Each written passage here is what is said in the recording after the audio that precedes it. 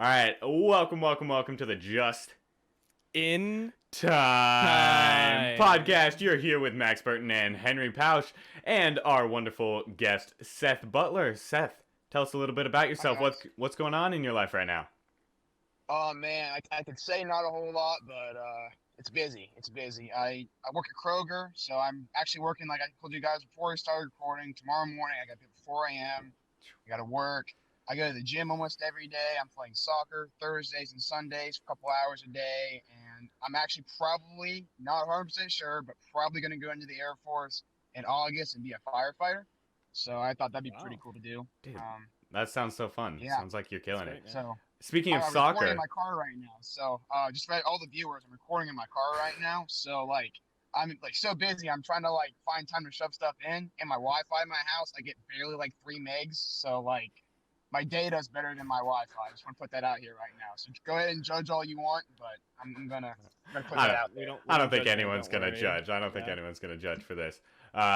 So speaking of soccer, that's actually how we met each other. We've known each other for a long, long time, don't you think? 6 years maybe. Probably more than that, 6 actually. years. Yeah, Well, I but played for my dad when he was my coach, but then my dad's like, Matthew Burton's a really good coach. You're going to go over to him and learn a lot more. And then I met all your friends and everyone below me. So it was, like grade wise, it was really cool. oh, that's good. I'm glad. Henry, you played with us for a couple years, right? Yeah, I love playing soccer with you guys. That was such a fun experience, and it was nice to have some older guys to like learn from and kind of learn from the best. And it gave me a really good impression of soccer when I started out. I'm glad you're still playing, Seth. Doing good for yourself. But I pretty much wanted to put that out there as like Seth and I are pretty far apart on the political spectrum. So as we get into this, I just want Yeah. you to know we have a mutual respect for each other. We would have a political debate in school and then the next day go ref a soccer game together and be fine. Good old pals, okay? So, all right. But okay, so Seth, when I first asked you to do this podcast, you informed me that your opinion of Trump has changed from what like we last knew. Walk me through that. Like, what are you talking about when you Yeah. say that? So you could ask me a year ago, 2 years ago, heck, even probably not January, June of last year, you know, it, would you vote for Trump 100%? I would have said yes, 100%. No way my mind is going to change. And I went to the not the inauguration day, the rally where it was January 6th, where the votes were being counted by Congress. Um, and me, my dad, my friend went. We drove the long, grueling 8 hour, 7 hours down and 7 hours back in one day. That was terrible. But irregardless, I was there and Trump was talking and I was listening to what he was saying. And I mean, he was late coming out. What he was talking about, it was like he was talking about the part that really got me struck was how he was saying, I'm going to go down to the Capitol with you guys and we're going to march down there together. He said that. I remember him saying that in the speech. And I'm like, wow, that's powerful. And he was nowhere to be seen when they were marching down in the Capitol. He made a promise, I want to go down there with you guys. Nowhere near down there. And I'll be honest, I voted for Trump in November. I would have done it again. I still would have voted for Trump, but my likelihood would have gone down because he let innocent people die. A cop died. I think a People couple in actually. Congress. Yeah, I mean probably more. Yeah, but Like, yeah. there were Sorry, people in continue. the crowd that were having. Yeah, I think there were two people that actually died from causes of like the violence and stuff. I think the other deaths they saying that were dying or stuff like that were people who had like epilepsy or like some lady had a seizure 15 feet ahead of us, and we were so packed together like sardines in the crowd. They had to start a chant and write on a sign to get help for EMS and for like nurses in the crowd to help her out. That's how big it was. There were at least 1 million people there. So there are bound to be people who are going to have health effects and stuff like that affects them. But it, he made that promise, and it really just like he broke the promise and the trust with people. 4 years before that, I loved him, but that's just kind of my opinion on it. It's he made a promise and he broke that promise, and people died because of it. Wow. Yeah. So I can't believe you were there, Seth. You didn't march into the Capitol, did you? No, we Okay, were alright. out. We were in Maryland before that even happened. Okay. We're not going to do Alright. that. Okay. Stuff. Could you feel the energy like of that violence and that like intense crowd mentality before that happened? Like cuz you were there.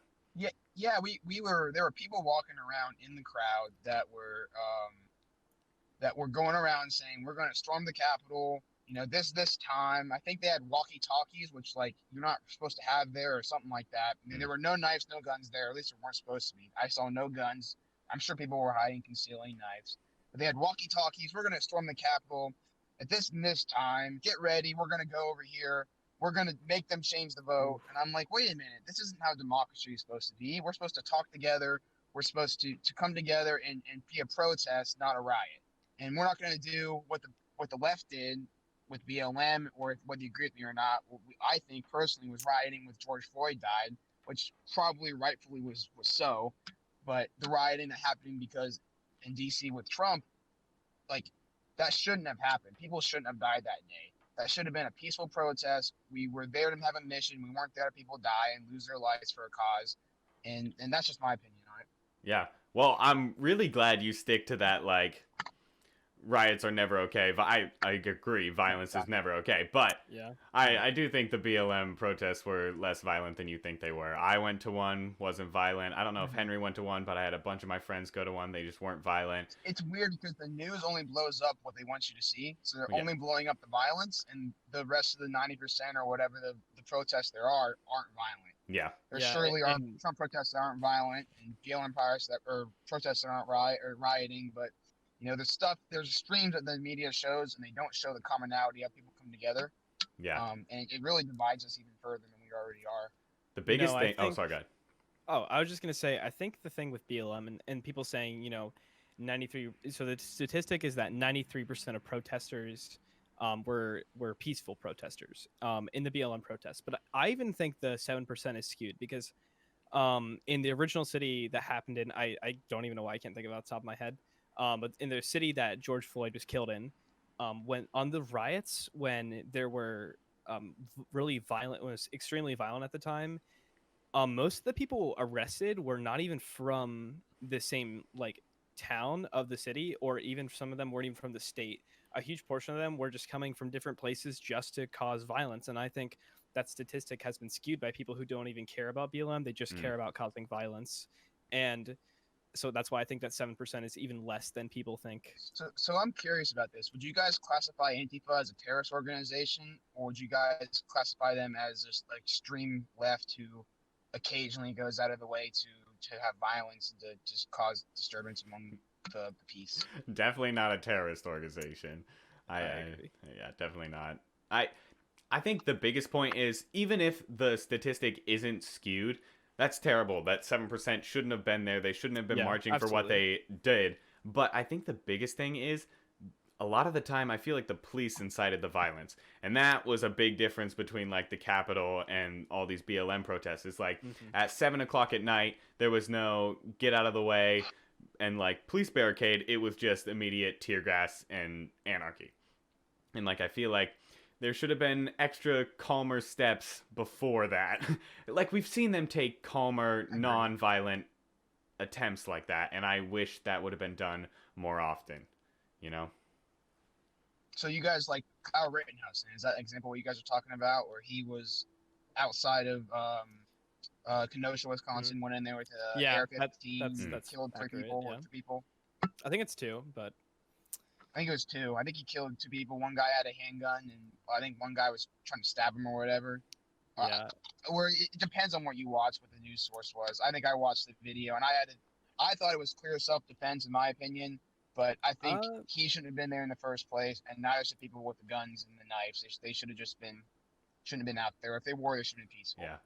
I don't know enough about that, but I do know that he went out of his way to go to that protest to incite violence of some sort because he brought a huge weapon with him, like, in the first place. Like, you don't bring a giant AK. I heard he was going there to help protect the city. Like, he was going there to protect his I don't think he lived there. I think he went out. I don't know for sure. Like, I couldn't tell you, but I think he said he was going there. He was in church missionary groups, going out and doing good things. And I think he was going there to try and protect the city. And like, I don't think he should have went there, but I think his incentives or his actions, like what he was trying to do, was right in the first place. But it just kind of, went out in the violence. Yeah, everyone thinks they're doing the right thing, right? That's the hardest part. True, Everyone always thinks they're doing the right thing. But he clearly went out of his way to do it, brought a giant AK, whether it was like he's not a part of the police force. He's not a part of the National Guard, at least I don't think. Like he wasn't assigned there, so I don't think it's his civic duty to go out and protect the city with his AR-15 and What do you think about if, from a conservative perspective, back then we didn't think this, but more and more now we're thinking the police are corrupt. Like I want to be a police officer. We're thinking police are corrupt. We're thinking government officials are corrupt. We're thinking the only one who has our back are ourselves, our family, and our neighbors and fellow commoners. So if he was going there to try and he thinks the government's corrupt, the police are corrupt, everyone else is corrupt, besides the people he trusts. What do you think about that then, though? Because if we want to leave it in the police's hands, if they think the police is the one who are the problem, then wouldn't that have a justified cause for him going? I don't think everyone's corrupt. Like I just want to start there. But Henry, I feel like you have something to say. Go for it. Uh, I think that the base logic is flawed. I think that I mean, he drove across. I'm pretty sure he drove across state lines to do this. Like, it's not like he's only it's not 17 like, too. So yeah, it's not like he walked out of his house and just said and just like went to defend himself against people who were attacking him. He went to a whole. I'm pretty sure it's a whole different state, and I don't think that can be justified if you think something's corrupt. I mean, I don't think going out with a gun is the way to protect something against that, especially in just driving across to a whole different place. I just don't think that's how it works. yeah, that's true. That's true. Yeah. I think more and more today, like instead of like bottom up government, like we used to think, you start from your local to your state and then to eventually the federal government. We start off, we want change now. We want change to happen. We're radical. Like the right and the left are both radical. And if they don't get the change now, or they don't see immediate change, they start rioting, or they start killing, whatever the extreme is. Instead of working with government officials and starting off organizations and doing community events, they want to see change now. And it's like when big changes happen, you got to start small because you want to work people over. If you're just going to say you join us or you die, like if I was thinking that the police are corrupt and the government's corrupt, I would choose death over joining. I guess I don't think the entire police system is corrupt. I don't think all the politicians are corrupt. That's why I feel like we need to take what I would consider basic legislative moves and like hold police accountable when they kill someone. Like George Floyd, their cops need to go to jail. That shouldn't happen. Like That yeah, should never happen. and Breonna Taylor should have gone to jail. Like these cops need to be held accountable, and they're not. And so I feel like we need larger legislative actions to hold these police accountable for what they're doing, because we're seeing them being protected by big corporations, people in the government, whoever, and that's not okay at all. Seth, I have a little question for you. So, well, kind of. So, you're a big believer in the right to bear arms, of course, right? Yeah, I own 4 guns. Yeah. I'll be So, honest. Yeah. I think a huge issue with our police system is that there was an example. I don't know the specific one, but it's happened a couple times. So, feel free to look it up for anybody's listening. You can look it up on your own, and you'll find the example that I'm talking about. But there was an instance of a black man who answered the door, and he had a firearm in his hand. He was not threatening with it. He, in fact, I believe he had it pointed at the floor.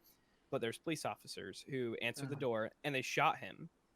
And he was expressing his right to bear arms. And I think that there's a huge issue in the police system when we have these rights put in the Constitution, which I think the Constitution has a lot of problems, but it is the way it is, right? And I think that this is an example of that right being completely stripped away of someone. It's easy to look at that as like a blanket story to just look at it, and I would need more context before I would like say anything indefinite Fair about enough. it. So I would say a broad statement, like if what you're saying is 100% true, nothing else happened, which I believe you, but you know how misinformation and stuff isn't necessarily put out 100% Fair enough. factual. But if that's what happened, then those police who shot him need to go to jail, and his family needs to sue for money. Or I mean, money won't ever bring back a guy's life, but some sort of something needs to pay, whether they go to jail or they get money, they sue the police department, because that's just wrong. Your rights should not be stripped away ever, unless you break the law, which you once you break the law, you don't have the right to have basic rights. Well, you have life, liberty, and property, but you don't have the right to have any other extension in the Bill of Rights, which is why in jail you can't own a gun in jail. In jail, you can't do certain things you'd be able to do out, like get a driver's license or stuff like that, which isn't a right. But you wouldn't be able to do. You lose certain privileges and rights because you did something wrong. So, but in that case, that's clearly wrong. If what you're saying is 100% true, and I would condemn the officers who did that. I mean, to go to jail. Yeah. Well, this is where I also feel like legislative action needs to be taken, and police officers need a longer training period time, because I am too big of a wuss to be a police officer. That's a scary job, you know? Like, someone might be pointing a gun at you. And I understand the, like, feeling of, I don't think I could ever shoot someone. But, like, if someone's pointing a gun at me, and I've been taught in my entire training that, like, they're gonna shoot me, so I need to shoot first, that's a scary feeling. And I feel like that's where we need the more training and the more intelligent briefings and whatnot, so that we get police officers that don't make radical decisions like that, where someone opens the door, you see a gun, you immediately shoot, whatnot.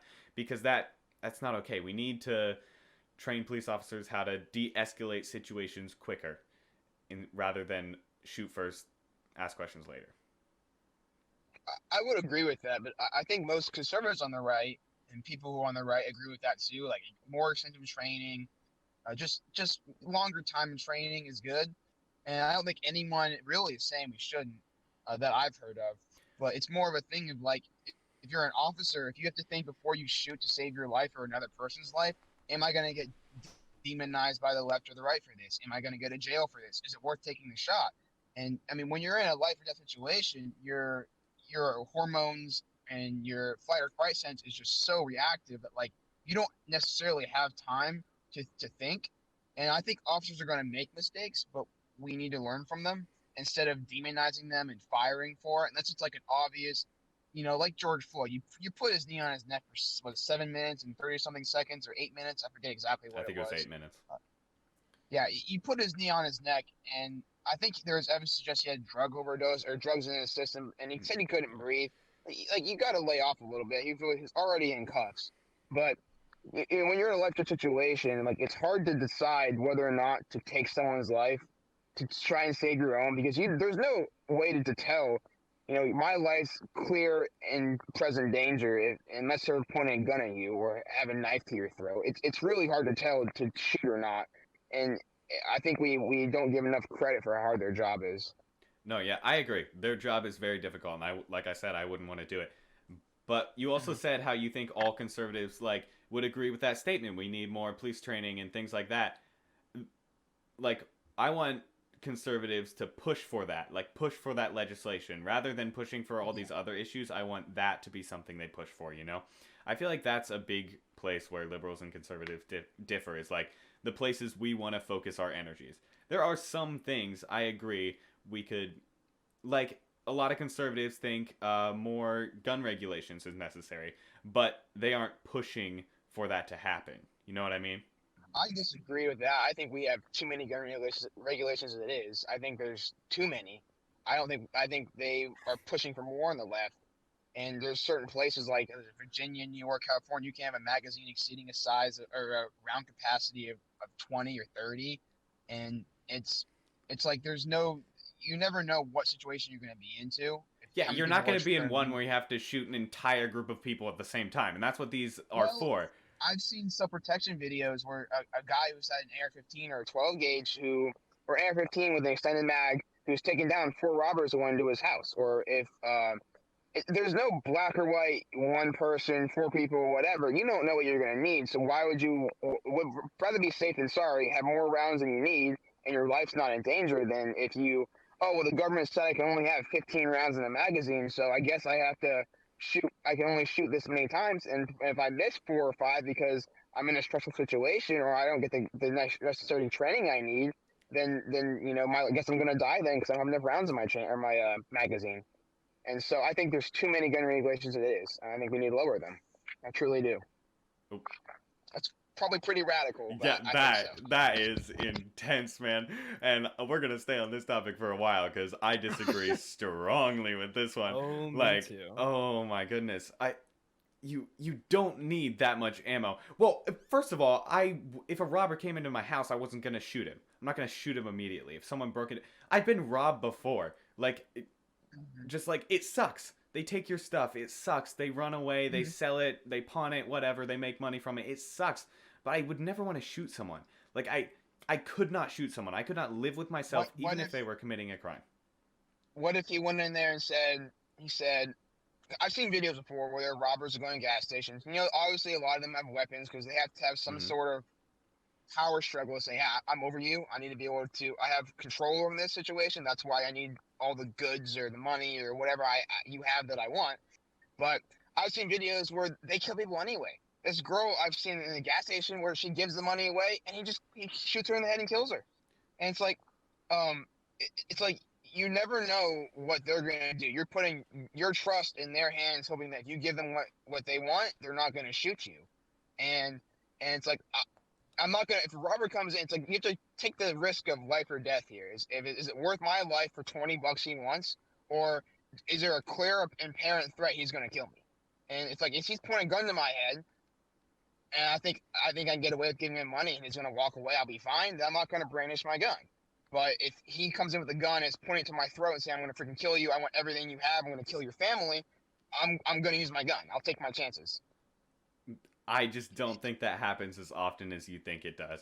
I really think that is such a rare occasion that anyone. I think Maybe the general not. public doesn't want to kill someone, whether they're a criminal or not. Like, I just think you don't have that mentality normally. I don't know about that. There are some pretty malicious people in the public. And there's some other people who are out there who are robbers who just want money and they go and they rob you and take your money and they go away. And I mean, besides the fact you got robbed and it was a hard experience, you're fine. But there are people who go out there for blood. And I don't want to take my chances with that. I'd Well, rather just have my gun with a magazine that I need to extend the magazine for. And if I need to take care of 3, 4, 5, 8, 15 of them, however many, 1,000, whatever there is, I won't be able to take care of them. I disagree that there are like very malicious people. Like I said, I think everyone always thinks they're doing good, but well, I guess they're. I don't know, but wouldn't you want that malicious person just not to have a gun in the first place? That's what I want, Yeah, I would not like them to have a gun in the first place, and then no one but has to worry about it, right?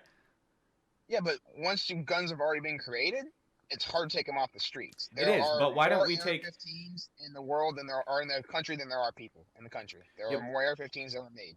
It's going to be hard to find every single AR-15 that person shouldn't have or all off everyone and take them all away. That's why you do a buyback system. Like I agree, you're not going to get all of them away, but if you do a buyback system, I feel like a lot of people are going to sell them. Plus, you know what? I actually agree that like I think handguns, like people should be able to carry handguns. I'm not sure if they should be able to carry them in public, but what I'm super against is militarized weapons. Weapons with extended magazines, weapons that are meant to shoot multiple people, weapons that are meant to like be used in the military to kill so many people.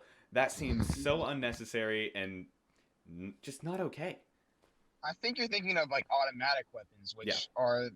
which And actually semi. those automatic. Yeah. You know, semi-auto. I don't think people realize a shotgun's a semi-auto. A pistol's a semi-auto. The only thing that's not a semi-auto is a lever action, bolt action, whatever you want to call it, or a like the old guns where you shove the powder in with whatever I forget the thing's called at the back, like muskets. Like those are That's single not. shot guns. Yeah, Those aren't semi-auto. no. But Um, that's why I said militarized weapons. It's like these it's hard to AR-15s. classify what's a militarized weapon, though, isn't it? Like, I mean, I- we could I write don't that think down so. into legislation really easily. Yeah, Like- and Seth also, I think the difference between a handgun and a rifle, like a semi-auto rifle, is that they have a lot more range and they're easier to shoot people over a range. what, And- rifles or handguns? Rifles. Yeah. Yeah, and it's a lot easier. And also, pistols are generally going to have a lot shorter magazines. I know some pistols can have like 20 bullets in them, but the magazines or clips, whatever people call them, they're a Like lot. my Glock, for example, has 15. It holds 15. So Yeah, and there are That's my rifles that base. hold over 30 rounds. I mean, that's a lot of bullets. I mean, that's double the amount of a lot of pistols. Tell me how many rounds one of your semi-automatic weapons holds. I forget what you were saying. You were talking about I said handguns have 15 rounds, or at least my handgun has 15 round magazine. My Glock I have, which I bought. I think was it probably last year. Yeah, so I said that a lot of pistols are going to have, I mean, rifles are going to have, a lot of them have 30 rounds. Some of them have more rounds. And I think there's a difference between the double amount of bullets that you can also fit in a magazine. And I think you have to, one thing that has been brought up a lot recently, especially not as much in the like past year because of there's been so many school closings, but school shootings and how many people can be killed from a single magazine. That because a lot of these guys they don't bring a lot of magazines with them, and yeah, I don't know. I was And just then thinking about that. I asked, what's like the biggest magazine that you have, and how many bullets can the biggest gun you have shoot? The one that you want, like why do you want this extended magazine and whatnot? The one I like because I actually don't own any extended mags. Okay, well then tell me, I guess cheap the ones. one you would ever want, the one that you think there should be less regulations on, because, do you know what I'm saying? I think it's hard to put a number on the amount people need because there's different purposes for different guns. No, that's why I'm I saying mean, just whether you. Is yeah, there a gun just that me. you want that For, like has for a me, certain amount of bullets? for me, my 22, I have a 25 round. Actually, that's the only extended magazine I have. It's a 25 round mag. It's I use for hunting like small prey, rabbits, squirrels, whatever small crap you can find.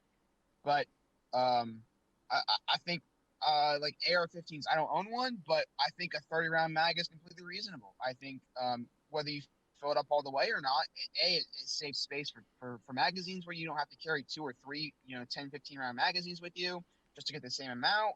If you need to reload, if you're actually in a left situation, and if you're shooting downrange, and you don't hit the person, or if you do hit the person, because a lot of times you'll see in videos, these officers will shoot these people 7, 8, or 9 times, and they're still coming at them with knives, weapons, or guns. They are still up. It's not one and done. You shoot them 7, 8, 9, 10, 15 times, they're still coming at you. Not all the time, but sometimes they're still coming at you.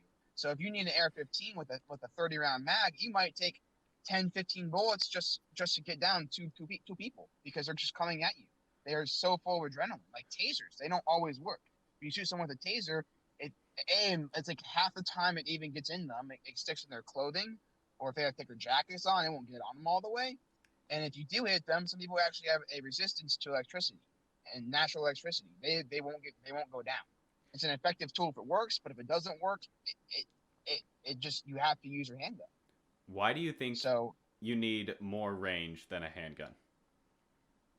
are there officers? If we're talking about like civilian use, for me, I personally don't really need it. Then there are farmers that do. There are people who have larger land than I do who actually would need it to protect their not crops, but you could say crops or livestock from animals. There are coyotes who go up and steal animals. You Yeah. can use an AR-15 I'm not talking them. about hunting weapons, but no one hunts with an AR-15 set. Well, I guess some people do, but you don't need to.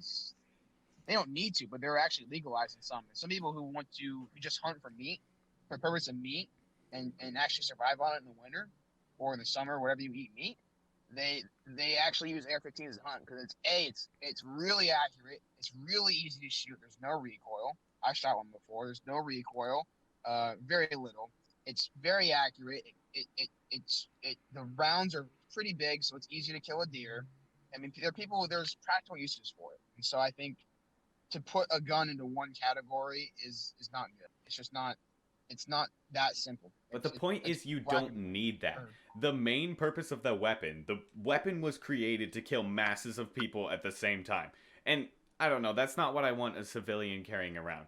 Like, the point is you don't need that weapon to hunt. I'm okay with hunting, go hunt. I have a friend, you were saying hunted all for the winter, right? I have a friend, he lives in Oregon. He goes out, backpacks for a week, puts elk urine all over himself, uses a crossbow, brings back meat for the entire year. Sometimes 2 years. Like, you can do it with a crossbow. You don't need the AR-15. And I'll tell you what, I even think it's okay to maybe shoot an AR-15 at a gun range or something like that.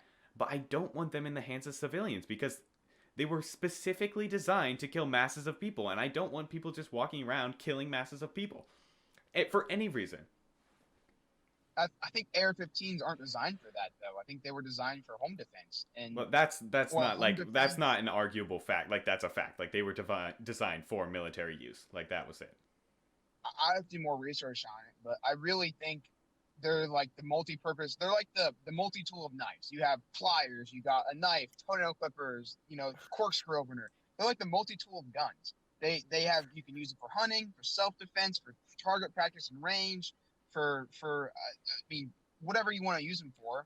There's certain things if you need it for self-defense or for there's just a wide variety of ranges of stuff you can use them for.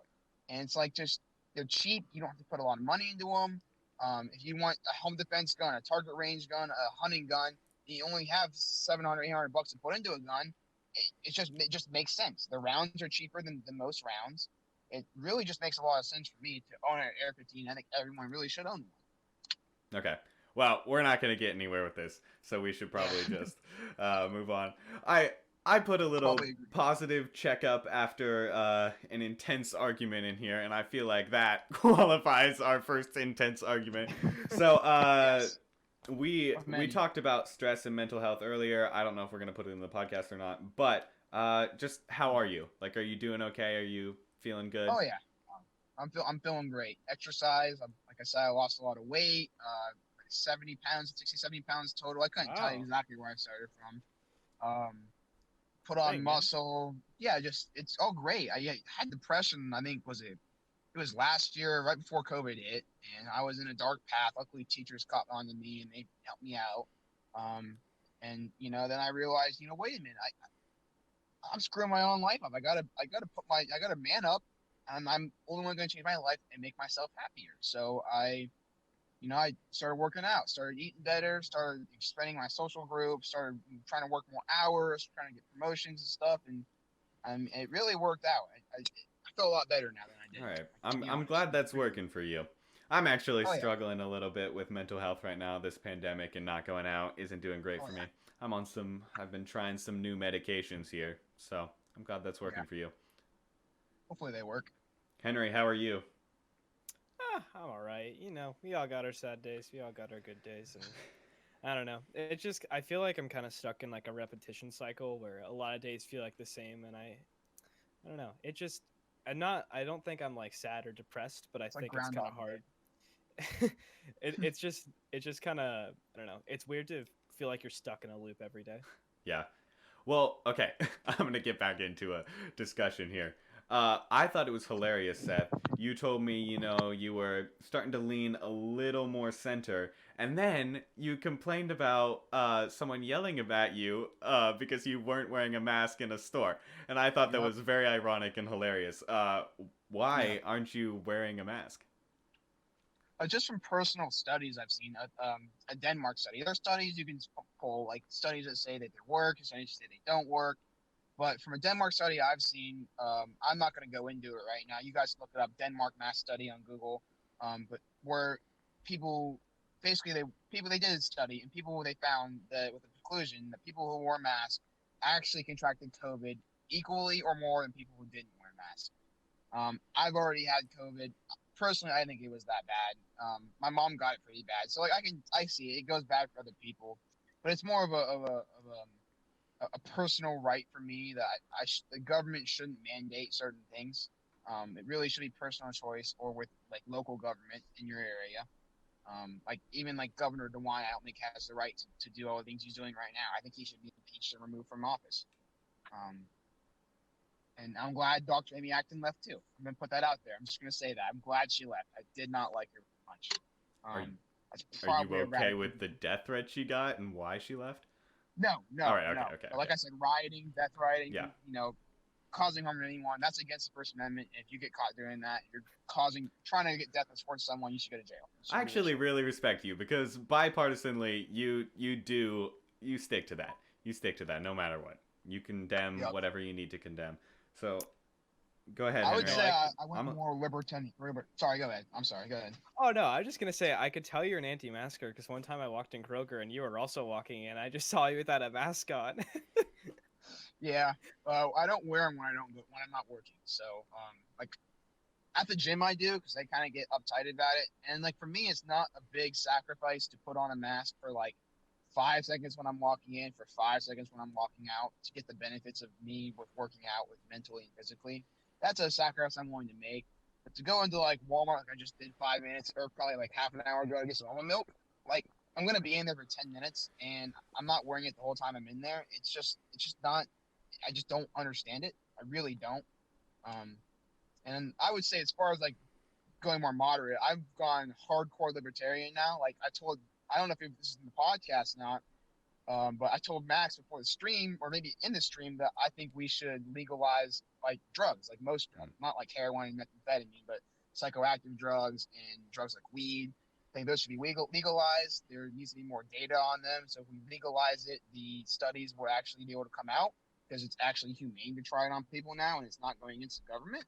So I've gone way hardcore, more libertarian than I ever thought I was going to. And Mr. called it. He said, I see you as a libertarian, not a hardcore conservative. I'm like, nah, he's crazy. What is he talking about? Then a year later, I'm like, holy crap, he was right. So. Oh, I'm so glad you say that because I agree.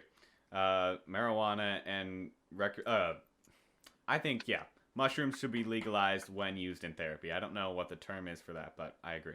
I don't agree with all drugs being legalized. I don't think addictive drugs. Well, I will say that I don't think they should be treated as a criminal issue. I think they should be treated as a health issue.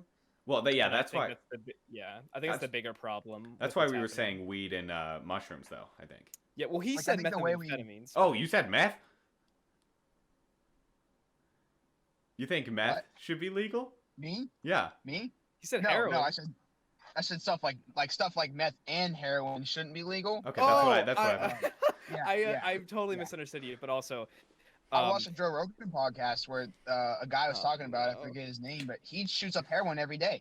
He gets like the good stuff from South America. He says it's not addictive naturally, or if I'm remembering correctly, but he shoots it up every day. He says it helps him out before he goes to work, before he does a lot of things. And he thinks it should be legalized. He thinks all drugs should be legalized if they aren't like being cut with like what's the crap, I can't think of the stuff that they cut into other drugs. I can't think of the name of it. I always forget the name of it. Well, it like if a tenth of a mil or a millidose or whatever the scientific term is gets in your blood, it can kill you instantly. And they cut it with that stuff to make it more addictive and to save themselves some product. I don't agree with that hardcore position, but like weed, psychoactive drugs like acid and mushrooms, I think should be legalized. I think if you're using it in a responsible environment, you're over the age of 18. I think it should be legalized, and you can tax the hell out of it anyway. So why wouldn't you? You make more money. Come on, government. Like, come on. Well, you're money grubbing people. We could also tax the rich. No? Yes? No? I don't know if we should get into that or not. I mean, why not? This is what this is about, right? Sure, might as well. I'm not going to say I know a lot about everything, so if I say some stupid crap, we're all going to look dumb sometimes. Yeah, of course. Fair enough. Yeah? Tax the rich? No? No? Why not? No. I think the way you... So if we look at California right now, their tax percentages for the rich are way higher than any other place. I think it's like 20-something%. In most other places, it's not. It's lower than that. And you see the big migration of people leaving from California because the tax rate, number one, the poverty, which we're not going to get into, homelessness from leftist policies that they've been in place for years, and they give the homeless stuff, and they left, and then the rich are like, wait a minute, I'm paying for the homeless, I'm paying for all these food things, I'm getting taxed the hell out of, and then I'm being demonized because I have money, and why would I do that when I can move 500 miles to the east and I can make the same or make more money and there's less poverty? And so you see that where they're getting taxed more, they're leaving in large numbers. They'll leave the country. If the whole country creates a federal tax like for rich people, they will leave to other countries where the tax rates are lower, they make more money, and then they don't have to deal with the poverty that they're paying for. And so that's what I think. It's like a migration of wealth. You're going to move wealth out of the United States into other countries. That doesn't happen in other countries that tax the rich. Why would it happen here? I don't know if other countries do that right now, about like their tax rates. I have to do more research into that. But I think United States, we pay for a lot of the other countries. We pay for a lot of things other countries use. We're like the main economic staple in the world, and China's growing up with that too. Um, and I think we pay for a lot of everything, so they get away with having high tax rates and all these federal assistance programs because the United States has to pay for a lot of it with goods and services.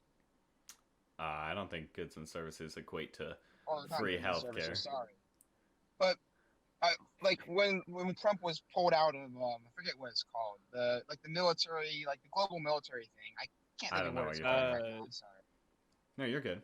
But Henry, do you know? yeah, but Henry. I'm not sure what you're referencing. Like, oh, World Security Council? No, it's I'll figure NATO? it out later. Yeah, NATO. Yeah, NATO. It is. Okay. Oh, So it is United NATO. States.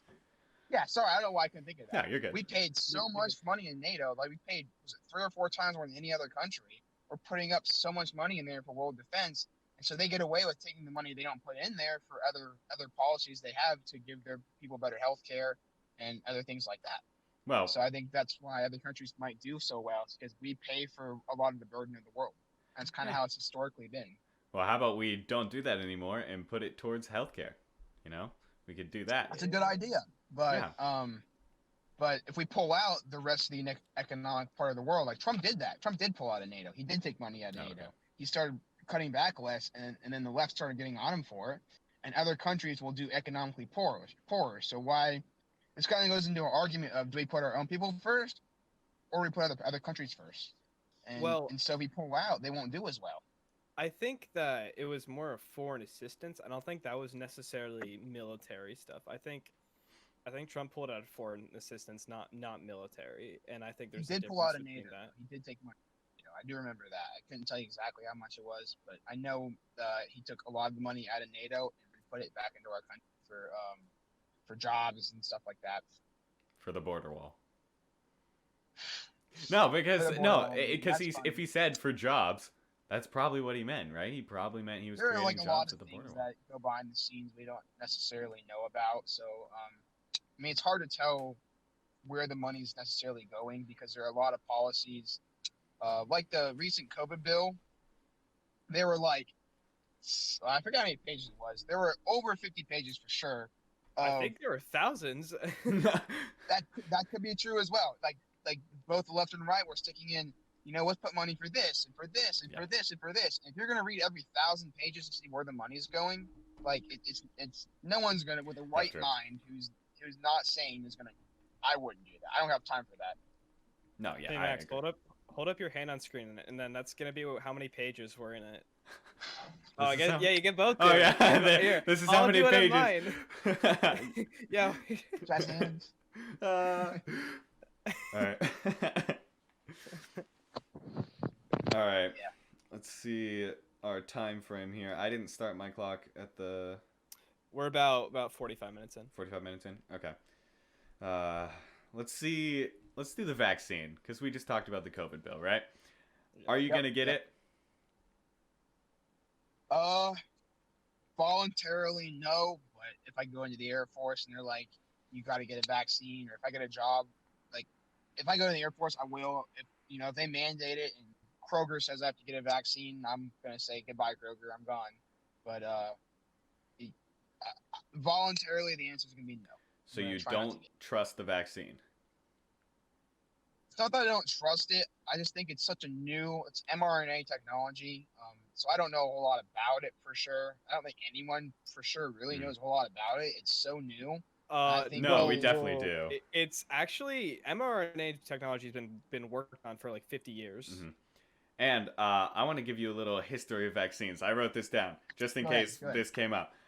So 30 to 45 days after immunization is when side effects happen in vaccines. Like I was listening to, well, Dr. Fauci. You're not going to trust me on this one now. But 30 to 45 days after immunization is when side effects happen. So emergency FDA approval of a vaccine is 60 days, right? So it sounds like you don't trust it because like we didn't have enough time. We haven't researched it enough. But I'm telling you it's safe to trust, right? Because the FDA approval rate is 60 days, and it was well over 60 days is what we But actually tested it. we don't know the long term, like 10 years from now, 5 years from now, 15 years from now, what the reason or what the consequences are of it. No, Uh, that's what it is. Like no long-term effects happen more than 30 to 45 days after a but vaccine. with this specific vaccine, though, it's only been a few months since it's been made, so we don't really understand or grasp the details of it. And I think, you can say it's safe, you can pull all these things out, and like you might be right, it probably is safe, but to get the whole side of the public to trust that and to say, yeah, I'm going to take the vaccine, I want to be the guinea pig to take it. Like, like I once again, for me, I already had COVID. It wasn't that bad. I would trust taking COVID again, having antibodies, than to take a vaccine, which I don't 100% trust. And so, like, it's the risk to the benefit factor that you got to weigh. I think the vaccine is more of a risk than having COVID for certain people. Now, if you're older and you got health problems, cardiac problems, lung problems, or you just, have autoimmune disorders, like maybe the vaccine's actually right for you because you're actually scared of COVID. I think it should be a person by person basis. Okay, I mean, I guess I understand the person by person basis thing, I but suppose. I do just want to tell you that like this would have been one of the only vaccines in history of vaccines ever, and now we have more people working on it than ever to actually have side effects longer than 30 to 45 days. If there are long-term side effects, which almost not possible at all because this would have been one of the only vaccines ever in history to ever have side effects more than that. Yeah. That's why I trust it so much, is because it just doesn't happen. Like that's just not how vaccines work. This is just anecdote story, but I've heard people. I saw her on Snapchat a story where someone's family member got the vaccine, and for like 2 or 3 days they had fevers, chills, muscle aches, and like personally, I know some people get flu vaccine. I never got one before, but after they got a flu vaccine, they get like a little bit sore, or they get Yeah. like a little bit like a cold. I mean, the vaccine they got, I mean, it was like muscle aches. They couldn't move. They were like fevers. Like just the vaccine itself, just the side effects, whether it is safe or not, even 3 or 4 days after, just wasn't for me. Like it's not a risk I want to take after having COVID. After I had it Mm. for 2 weeks, I was in quarantine, and for 4 or 5 days, I felt a little bit iffy, and I couldn't taste or smell. And for me, that's a risk I'm willing to take over a vaccine. That, I mean, you can tell me it's safe. You can have all these experts say it's safe, but there's other experts who say it isn't safe. Um, I would There, have to do real research once again to pull stuff out to show you guys. I wasn't prepared for today, but it's okay. um, I mean, there's a coin toss. There's going to be one side that says it's safe, one side is not. That's how it is for everything. And it's more for me. It's a personal base, like a libertarian factor. Do you want to That's have the risk to take it or not? that's so frustrating because I think those experts aren't actually experts. Like scientists have been working on this for a long, long time. The scientists we hired for the entirety of our government, Dr. Fauci, like the head physician of our country, is saying it's safe, and all the physicians under him are saying it's safe. I don't trust Fauci though. He actually made more money. I saw on a podcast. He made more money than Trump did. Like throughout the year of COVID, he made more money off of publicity. He was on magazines, on TV. He made more money than Trump did. Trump's the president. He made more money. Yeah, but Trump doesn't take a salary either, by the way, which I respected But him for, well, actually. One of the only things. yeah, but like not that he doesn't take a salary. It's easy to make more than $0 because he has to take. Well, Trump has to take at least $1, I think, every year in order to be. You have to take some sort of salary, but even then, the amount of money he was making for president, which I think is like $300,000 I a don't know. year or something like that, it's crazy. I looked up a long time ago. He made Maybe more money than 400. Trump would have made if Trump took the money, Yeah, which is insane for a doctor who everyone's supposed to trust. Like, why do we know he's not doing it for money? well, because he could just tell people the opposite and still be on TV. Still be like, oh, no need to worry. Not The not with the media though. The media would take him off TV. The media doesn't like things that go against popular leftist opinions because they're hardcore on the left. They're more on the left. Besides Fox News, but even then, Fox News is going more and more left. Really? They were the first one to call Arizona as a state that got the electoral votes for Trump or for Biden when no other leftist news network were calling it. They wanted to be 'cause the it's- first one to get it because they get more money. Yeah, because So- AP called was it, and it was a close. fact, and it was done. It was within 9,000 votes. The vote actually got close. Like 15,000 was happening. The vote got close even after election day. It was like 5,000, 4,000 votes, which is less than 1%, which would actually call for a recall or Yeah. a revote. I'm- You would like recall the votes. So Yeah, I'm sure it did. A lot of these states were very close. I will admit they were very they were close. really But close. I give them that. I don't know if Arizona was one of those, if I'm being completely honest. Arizona was one. Yeah, it was a Maricopa County, I think, was in there. Arizona, which is one of the big counties. The thing is, the AP doesn't call it until it's done. Like, until it's not possible that they don't But- win. That's why Fox News wanted to call it first, because they were like, if we call it first, we think they're going to win. If we call it first, even though there's like a small chance Trump can win, you have to be 100% certain he's not going to win. Because if you call it, you look like a dumbass. And Fox News wanted to call it first because they wanted money. They get more money off of it. Oh, well, we heard Fox News is called, Arizona first. Let's go over to Fox News and watch what they're saying. They get more money from it. That's why they did. Yeah. It's all about money. I guess I don't think that's a leftist view. That's just like calling the election when facts are reported. It's hard to say it's fact when Trump still has a chance. At that time, during November night, or during election night, in November 3rd, Trump still had a chance. Granted, it was small. It was like a 10% chance to win Arizona. If you're not 100% sure, you can't call it, because if he comes back to win, that's misinformation, number one, and number two, that's being dishonest to the people of the country. And like when he did win Arizona, and Biden did win Arizona for 100% sure, when they counted all the votes, that's when you call it. You don't call it. That's why there were 5 other states that didn't call that night. They never call states when they have 100% of votes. They always call it No. before, though. They right? always call it when they're Yeah. sure, though. When it's They call it before when they have the total amount of votes that were casted, and then the Mhm. number of votes that whoever the candidate has, and it's statistically impossible for them to get more votes to come back and win. Which in Arizona wasn't true, because Trump actually could have got more votes to come back and win in Arizona. Where'd you get that? I've never heard that. I was watching on a Timcast IRL, which he's a Republican kind of guy, but he was looking at actual data and the facts of it, with the amount of votes that were coming in like live that night. When I was watching Fox News that night, I was just surprised they called it, and I was looking over on another stream, and I was like, wait a minute. If you look at the thing, let's use an example. If you're doing like a president vote in a class, if you have 20 students and person A has 10 votes, or let's say 15 votes, and so let's do 9 votes and 9 votes. You have 18 votes, and there's still 2 votes left. And you say, you know what, person A won it. Well, those 2 votes could go to the person B, and they could still win. It's just by math, that person could still win the extra 2 votes and win. You can't really call it for either side. No, I understand. You know I what just I'm thought they saying? did. I get what you're saying. Seth, I have a Go ahead. Sorry, we'll move on. no. I just had an unrelated question, but if you have more to say, go ahead.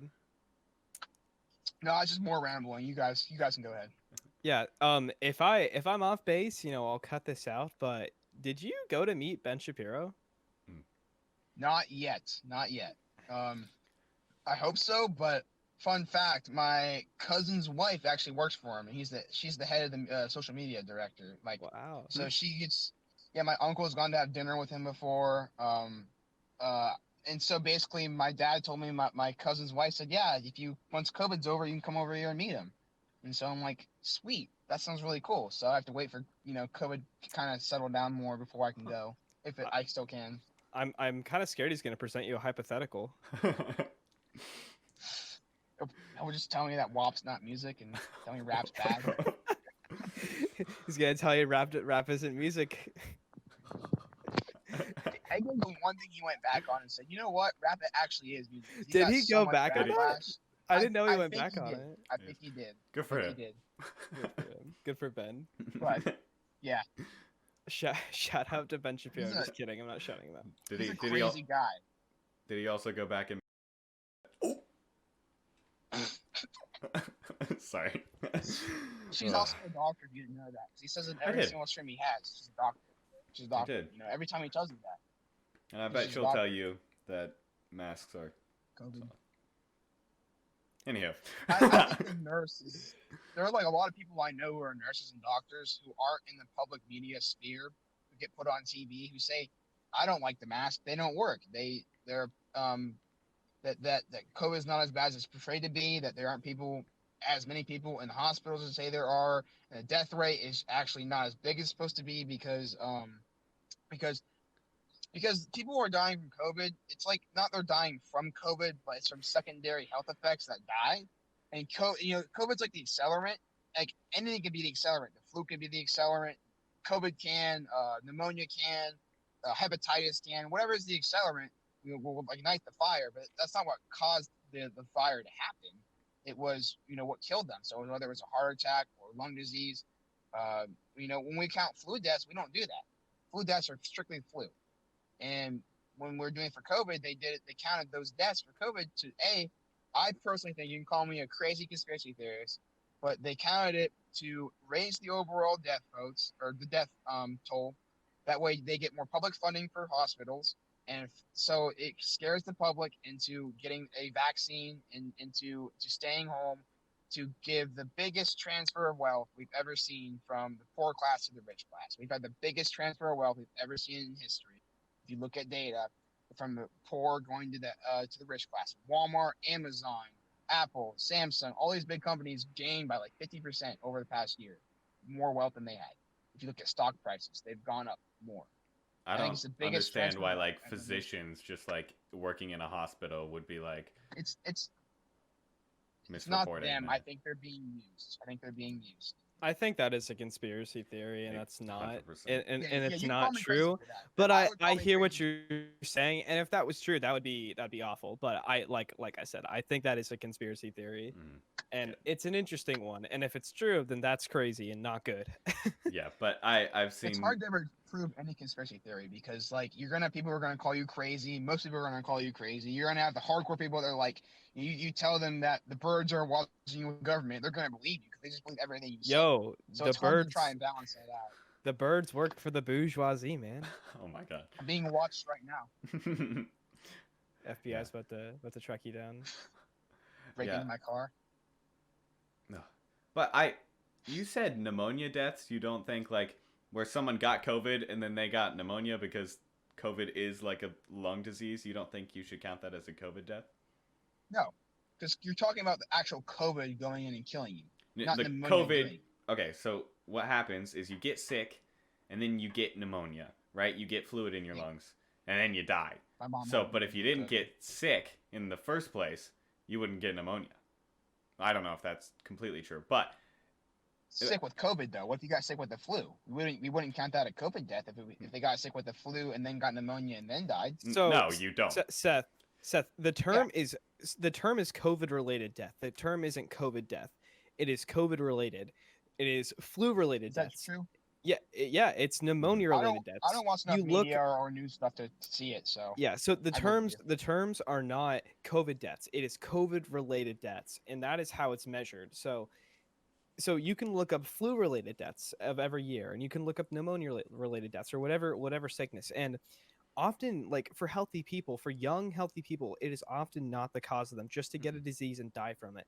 It's often the combination of something. If it's old age and your lungs don't work as well, or if you have other problems with yourself, it's the combination of different things. And it's like, well, you're not going to say their cause of if they got COVID and they died and it was an old person, you're not going to say, oh well, they died of old age. You're going to say they died of COVID, or they died. It's not because of their organs not working properly.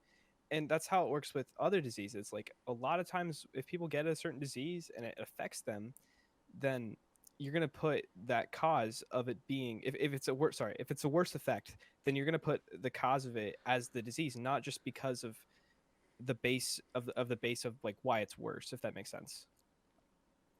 yeah, that makes sense.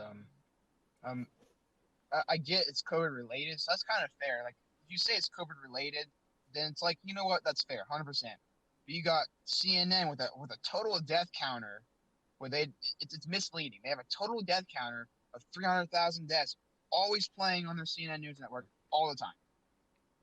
Is it 400 now? Is it 400 now? See, I don't watch CNN or enough news to see that. They have like the death toll always on their thing. And it's misleading because they can say COVID related, but if they don't explain what that means, or if they're just or hospitals don't explain what it means, or whoever's saying it doesn't explain what it means, a person's Okay. going to think COVID related death. COVID deaths 400,000 people are dying from COVID. Like, whoa, they're gonna think COVID's deadly. But if like I said, yeah. it doesn't matter what the accelerant is. It's just something that accelerant happens, and then it causes the other downsward of health to happen. It's like if you're eating overweight, you're eating a lot of food, and you don't exercise, and it causes heart disease. You don't say that someone died from heart disease or from being fat and not eating or eating a lot of food. You say they died of heart disease. No, And, it's you would report it as someone was overweight, they got heart disease, and they died. yeah. If you had a COVID, and so it would also be a counter of like, here's why obesity is bad, and we shouldn't just here's why obesity is bad, and that's why here's COVID is bad because you get other diseases like this and you die. If you looked at if we counted flu deaths and COVID deaths the same, flu deaths would be exponentially more deadlier because you have people who are younger who are dying more and people who are older who are dying more. We don't count flu and COVID deaths exactly the same. And there are also deaths who people. There was a story, and you can fact check me on this. I don't know if I'm 100% sure or not, but I was watching a live stream, and they looked at a guy who committed suicide or tried to commit suicide in Texas. I think he either tried to crash his car or whatever. It doesn't really matter. He was in the ICU unit, and he died from traumatic injuries due to his death of or his cause of suicide. And yet he had COVID. He tested positive for COVID when he was in the hospital. Yet they wrote that down as a COVID death when the family got the death report back from the coroner. So there are things like that happening too. Maybe they are. Let's even say it's like 1-2% of all of that. That number is still enormous, right? Yeah. Like, let's say that is true. That number is still shockingly large, and if we just wore masks and took more we can agree with that. Yeah. And the flu thing, just by the way, because of all the precautions we've been taking, I was listening to NPR the other day, and there's almost like, the doctors are like, I've barely see any flu patients. I've had 3 patients the entire year, and I normally have hundreds or whatever. To be devil's advocate upon that, you can say there's less flu. It's also conspiratorial, but you can say there are less flu cases because they're being reported as COVID cases. You can be conspiratorial, and I think that's true. But I think the flu and COVID are so similar that it's kind of hard to.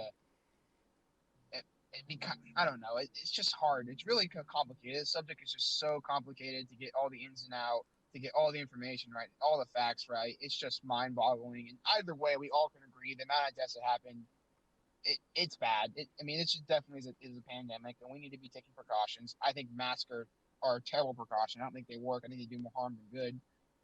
I think social distancing is fine. Like, if you think you want to wear a mask and you want to social distance and you want to stay away, and you want to do whatever you want to do to protect yourself, I'm okay with that. Libertarian point of view. Do what you want to do, but don't tell me what to do. I want to do what I want to do for my health and what I think is right. Yeah, I agree. It's hard, but that's definitely a conspiracy theory because you have to be tested like for the disease and then reported that you got the disease. And you could say the testing is just wrong too, but that's a whole nother story. That's a whole nother time for a different place. Yeah, if anything, you get more false negatives than positives, is what I have heard. Henry, maybe, is that true? I don't know. I had to take a COVID test because I came into contact with somebody that had COVID, and I rode with them in a car for just like 5 or 10 minutes, and I had no. And normally, the like time window is like 15 minutes that's like the average like time window to get COVID if you're exposed to it with someone. And so I knew I was kind of on the cusp of it. So, because it was literally just a few minutes. So I took the test like 2 to 3 days after, because you're supposed to wait about that long to take a test. And we talked to the lady who's doing the tests. And so you get, for me, I got handed the swab. I went to CVS. They put it through the tray, and then you do it yourself. Then you get they get the swab from your nose. You give it back to them, and then they call you in like 30 minutes or whatever. And we talked to the lady, and she basically said they have an extremely high effectiveness rate, and that if there's a problem with the test, and they have like they have a 99% working rate, and when they have a problem with the test, it often just doesn't work.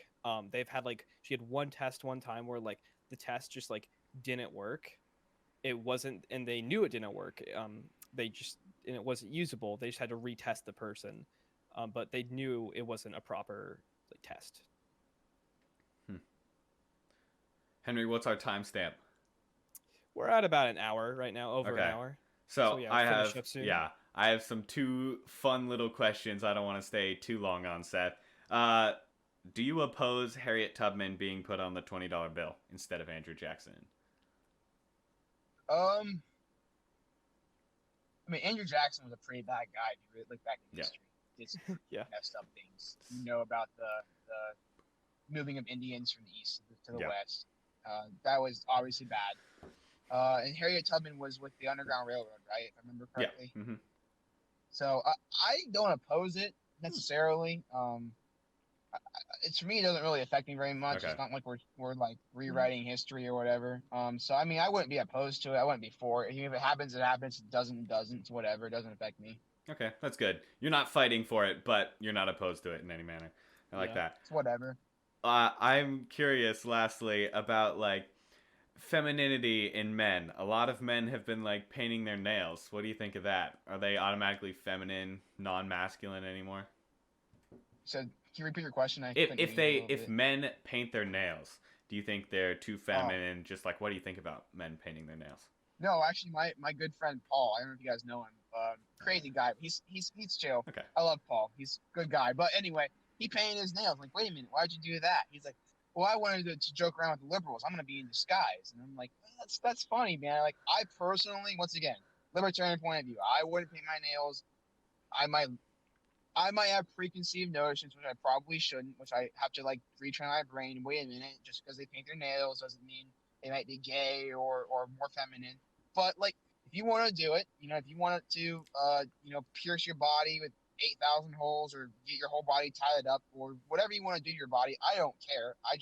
Besides abortion, which we can go to a whole nother different day. Yeah, we're not going to talk about that. Yeah, we're not going to touch that one. Yeah. That's an iffy topic. But if you want to do whatever you want to do to your body, like, look, I'm okay with that. I don't got a problem with it. It really doesn't bother me at all. And I think we need to change our mindset of, if you paint your nails, you're gay. Like, it doesn't necessarily mean you're gay.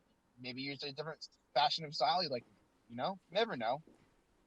That's so good, Seth. I think that's a perfect place to wrap up, is because that's been your whole message this whole time, is like, the libertarian point of view. You really stick to your issues, and I do respect that a lot. So, thank you for listening, everyone. You've just listened to the Just In Time podcast. Tune in again. Thank you, Seth. Thank you, everyone. Bye-bye. Thank you very much, guys.